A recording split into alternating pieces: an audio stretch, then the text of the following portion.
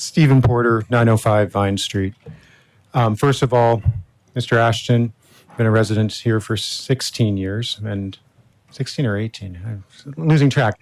But thank you for all that you've done for this town, as well as your previous service in the military and to our country and the Senate. I wish you the absolute best in Stafford. They are lucky to have you. Also, I am very excited as well about KPASA. I think it's going to be a very, very wonderful event, and both my wife and I are looking forward to it.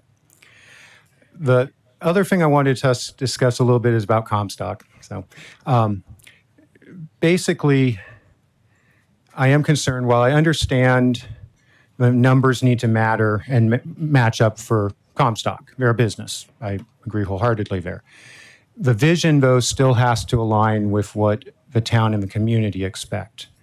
And the big problem here is not so much what may be going on as the fact that the town really doesn't understand what's going on. And again, I understand the legalness of the closed sessions. I understand the need to be able to negotiate in good faith with attorneys without a bunch of stuff. But we're getting to that point that the town really needs to understand what's going on. So a couple asks that I have. One, before this actually comes to like a final vote, please get the proposal out to people so they have time to digest it and offer informed comment. Because right now we're basically acting on rumor, possibly educated rumor, but it's still rumor.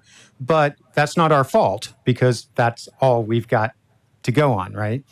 So I would ask for that. I would ask that it be a public hearing item, that it not just show up on the consent agenda or the general agenda, that there be time truly set aside for the community to comment on this. And then lastly, I'm not a dumb person, but I'm also not an attorney. And frankly, contract and development law is complicated anyway. Public-private partnerships are a whole weird, horrible, not necessarily horrible, but they are incredibly harsh even for people who understand construction and development law. My wife deals with some of this, and she's like, she hates dealing with public-private partnerships because they're just weird. So if you guys could also try to put together some sort of, I don't want to say dumbed down, but easy to understand for those of us who aren't like Mr. Vice Mayor who have law degrees and stuff, that we can understand what are the ramifications of the different options. You know, it's one thing to say, which I don't disagree with, that there's going to be real problems if we try to unwind this and stuff, but what are those real problems? What is the consequence if a town backs out? What are the consequences in real terms if Comstock backs out? You know, so that when the public does come to you with their input, they can do so in a very educated and informed manner.